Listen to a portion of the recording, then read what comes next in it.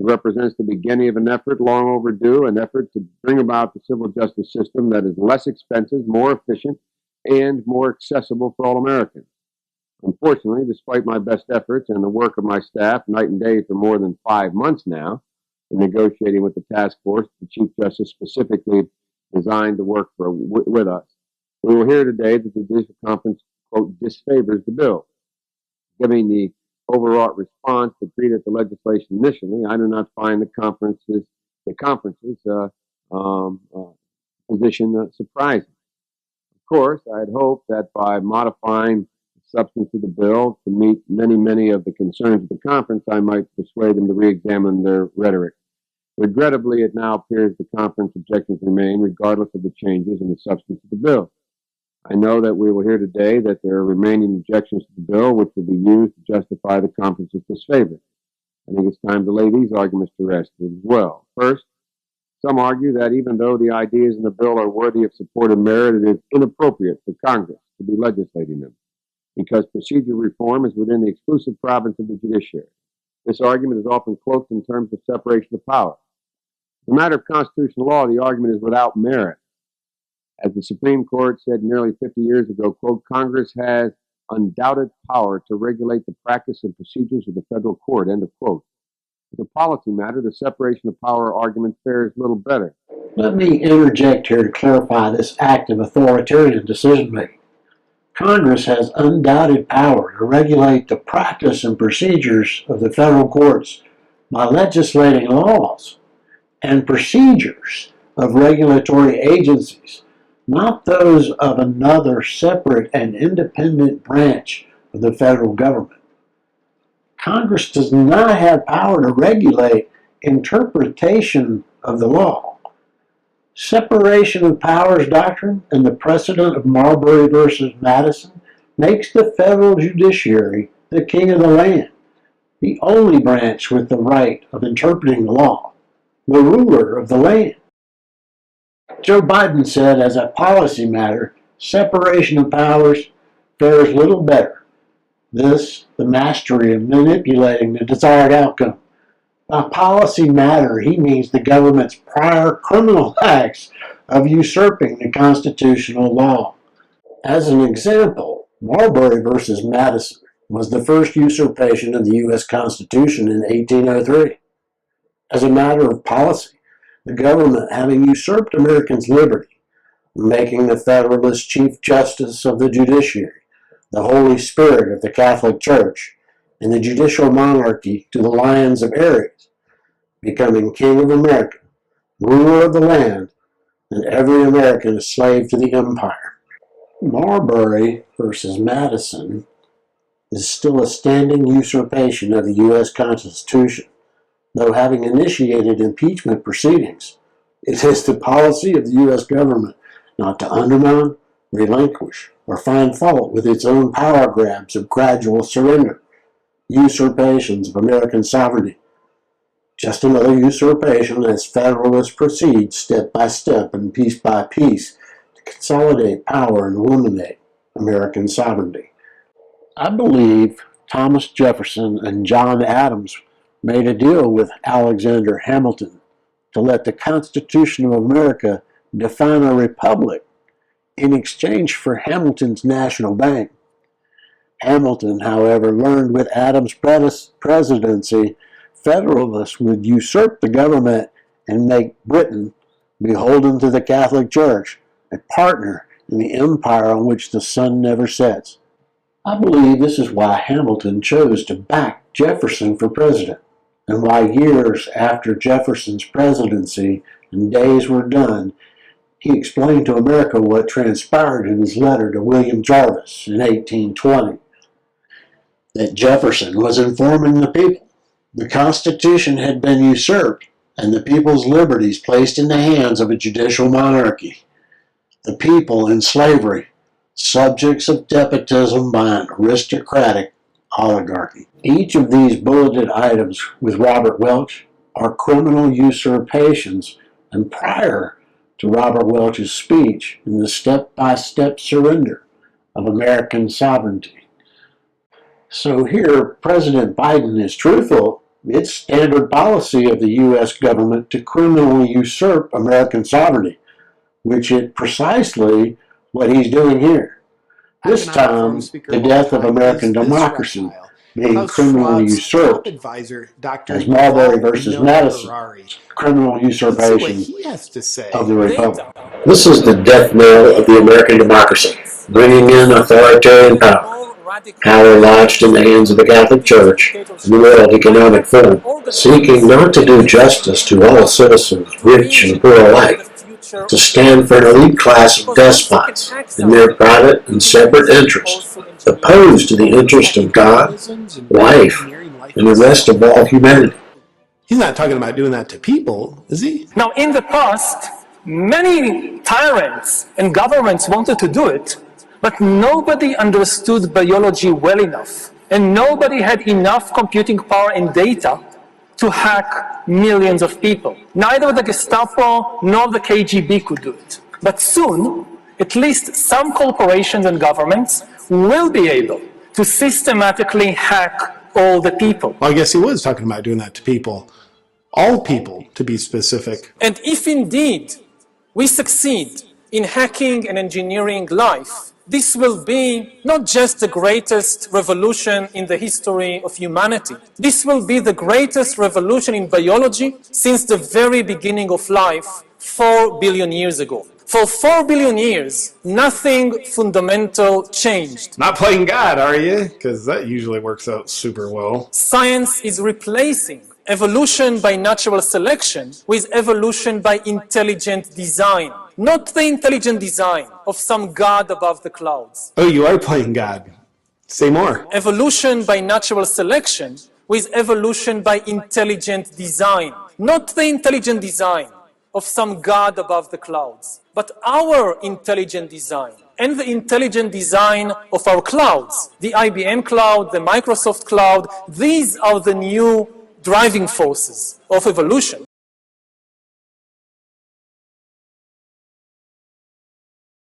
As a matter of principle, it's a requirement in the due process operations of the government.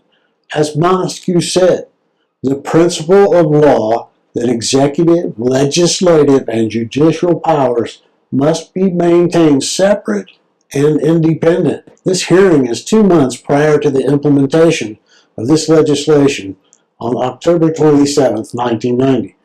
At midnight, before midterm elections, on unrecorded voice votes from both the House and the Senate. However, the legislative debate over this was held in 1987 as a step in the Goss conspiracy. So let's listen again to Senator Bob Dole tell the American people the subject of the debate in this legislation. I think what we really have to determine, and I hope the American people now understand, that the real debate has been over the proper philosophy of judging and debate about whether our course for the future will be charted by unaccountable judges or elected representatives of the people. The users of the federal court system have no means other than through their democratically elected representatives to express their dissatisfaction with the civil justice system and to demand reform for that system. For too long we have ignored these cries for change, and this bill finally and properly, in my view, acts upon their desires. This is an authoritarian master manipulator in action. Look closely at what he said. However, keep in mind, this is the legislative enactment of the debate. The resulting legislation eliminates constitutional due process and provides the civil justice system with, as Bob Dole informed the American people, unaccountable judges and elimination of their democratically elected representatives. In other words, the American people will no longer have a democratically elected representative nor access to an accountable judge. Consequently, the government will officially represent only the WEF's 1% private interest and the death of American democracy. The second objection we hear today is that legislation is unnecessary in light of the Judicial Conference's 14-point program for reform. I reject this view that the 14 points are sufficient. Again, in true authoritarian fashion, President Biden tells the judiciary his opinion is more important than that of the judiciary conferences. which has now twice rejected this legislation. But why?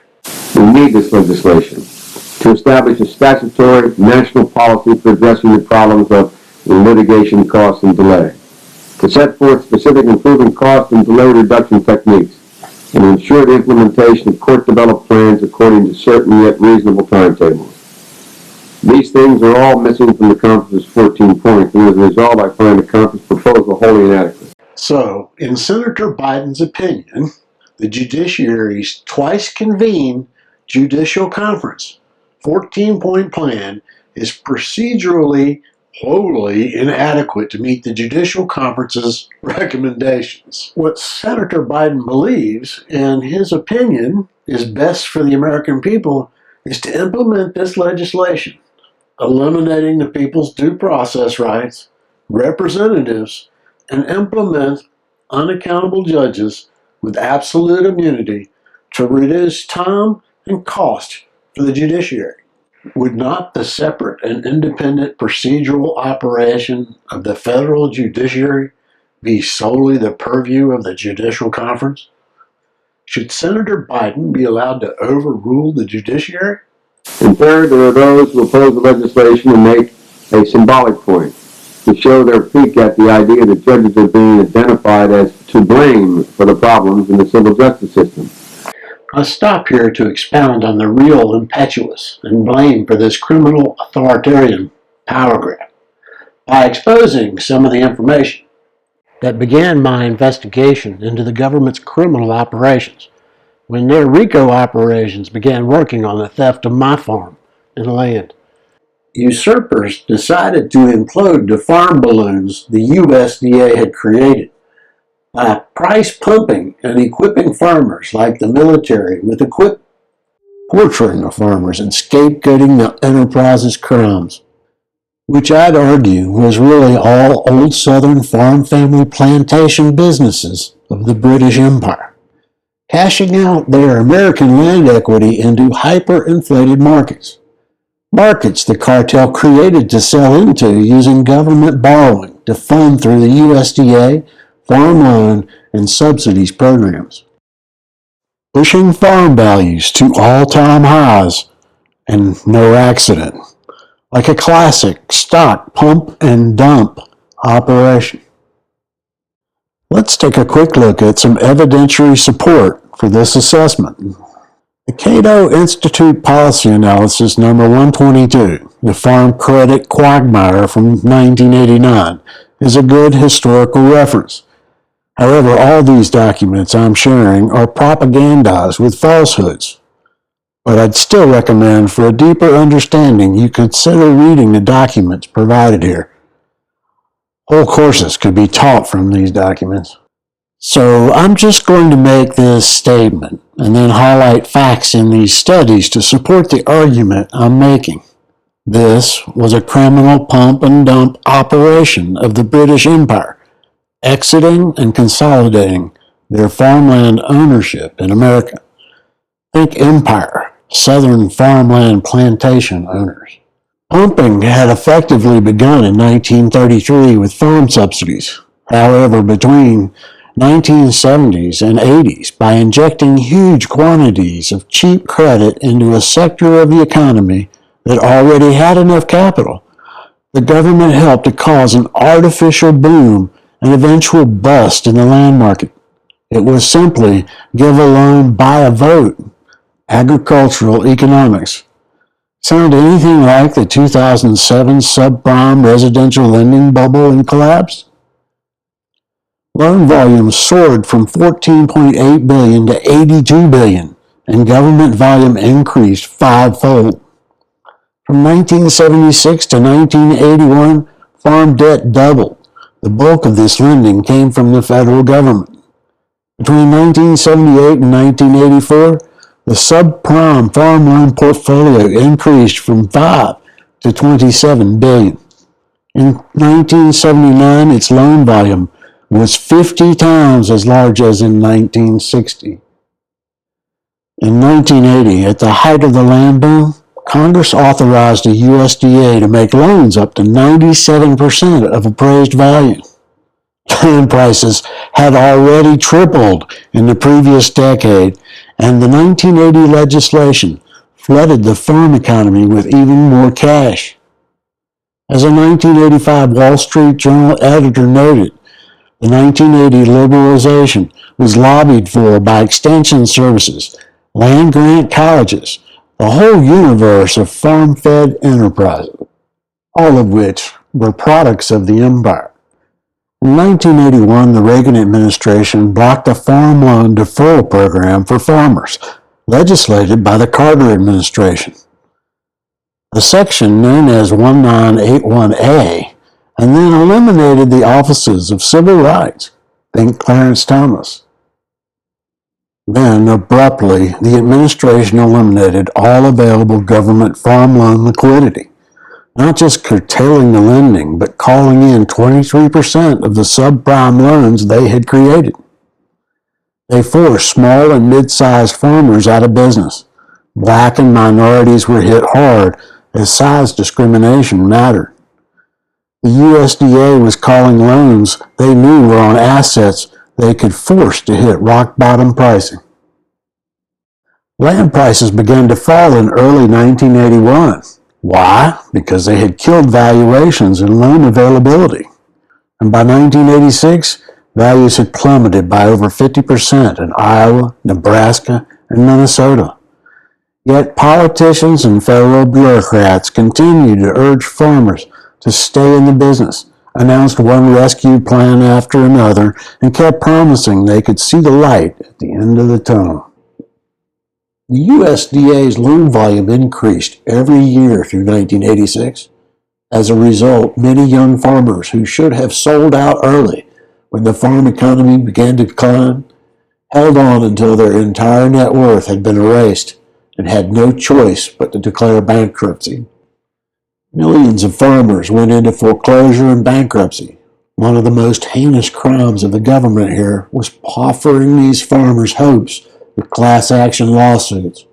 They took great pleasure in delaying most for a decade between 1984 and 94 as they implemented the Gauss principles into the federal judiciary's procedures. The enterprise had opened the doors to the lawsuits as the GOP had intentionally rigged the outcome by blocking President Carter's farm loan deferral program, Section 1981A, thanked to Senate Agricultural Chair. Summarily, the enterprise began cleaning up the crime scenes and establishing their discrimination alibi. For black farmers, the lawsuits would continue. I suspect a form of reparations Congressman John Conyers agreed to. They were only able to continue by the grace of President Bill Clinton's extension of the statute of limitations for his campaign promises to the Congressional Black Caucus. The cartel began buying back the farmland on the cheap, using government conservation programs, pension insurance funds, and stolen equity to corporatize massive government subsidized farmland into conservation retirements or tax-advantaged corporate holdings for the cartel. There was truly a deep-seated racist culture within the USDA and its operations with farmers. But worse was a farm loan operation run by understaffed farmers with zero training in farm lending, loans, business operations, taxation, and government regulations on farm loan lending. The Reagan administration armed the USDA with protection, an alibi by killing the offices of civil rights. They intended to later justify the collapse, saying it was all USDA minority discrimination, not the enterprise robbing the country. The USDA administrators, generally racist country boys, were used pushing expansion and consolidation with ever larger investments in farming and equipment through the 60s and 70s, pumping valuations in the system to unsustainable pricing before initiating a balloon collapse and picking up the land on the cheap. Think step by step and subprime loans. Saturday, October 15th at 1 p.m. Eastern Time in Alton, Illinois.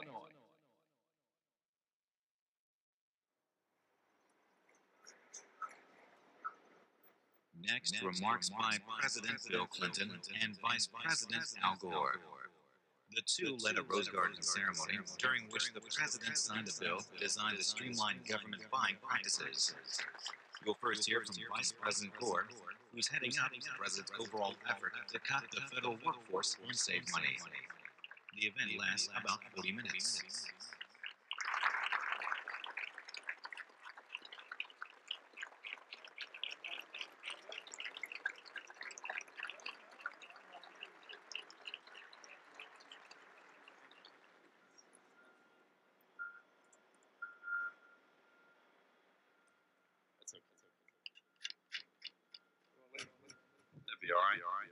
Which I'd argue was really all old Southern farm family plantation businesses of the British Empire, cashing out their American land equity into hyperinflated markets. Markets the cartel created to sell into using government borrowing to fund through the USDA, farm loan, and subsidies programs. These loans became some of the first securitized subprime government-backed loans. The very beast that would become the precipitation of the 2008 financial collapse.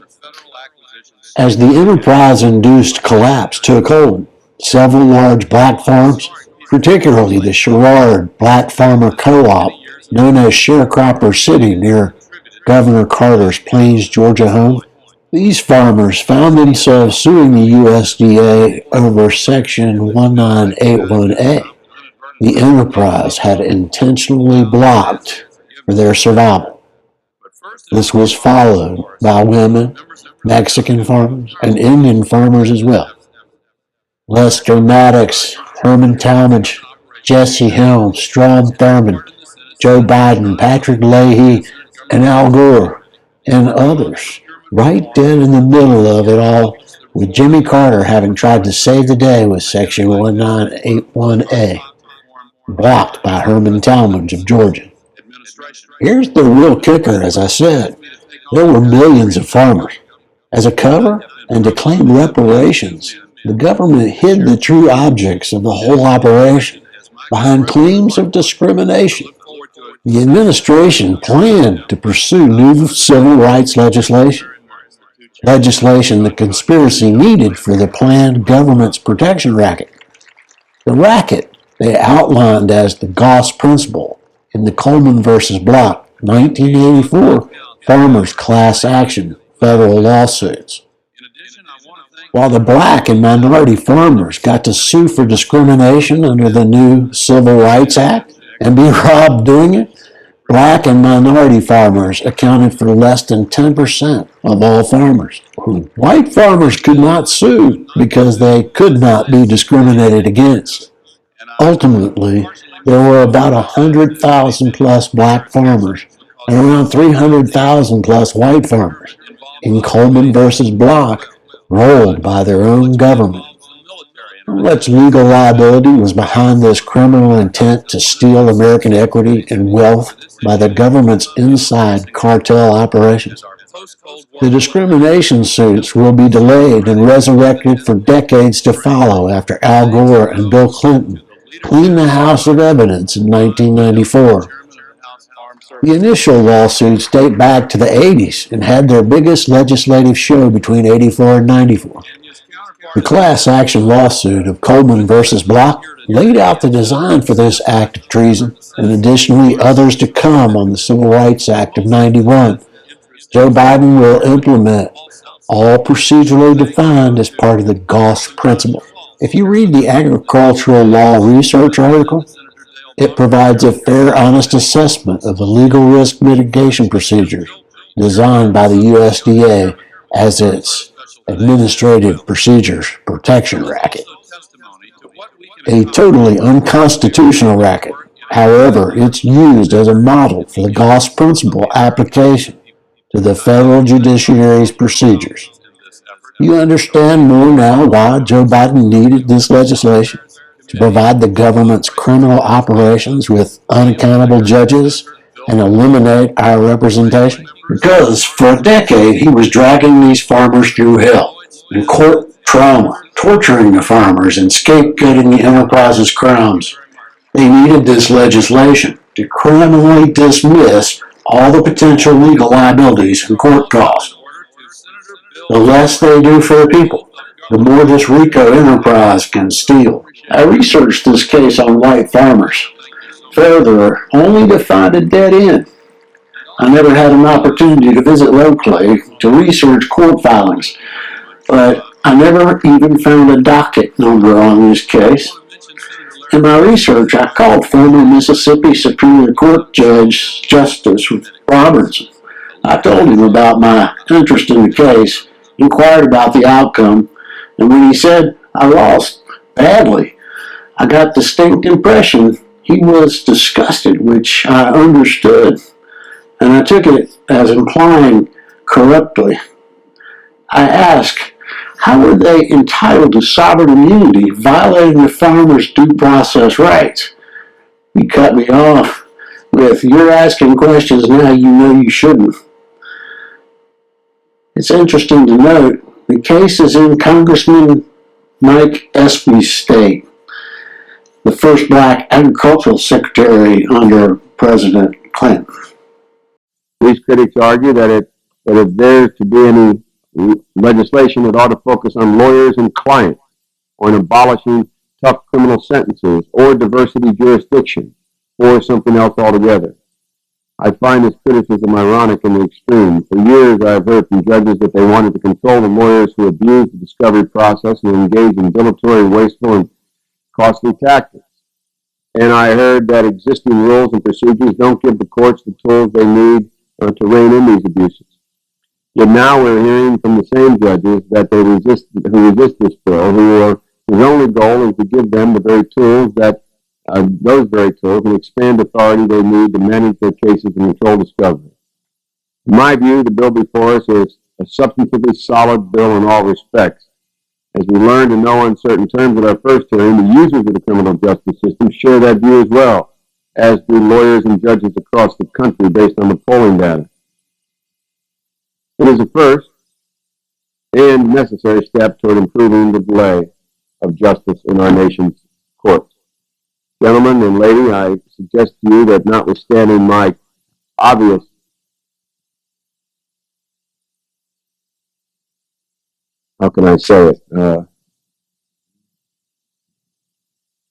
confusion with the way in which these efforts have been met and the method chosen to communicate your views.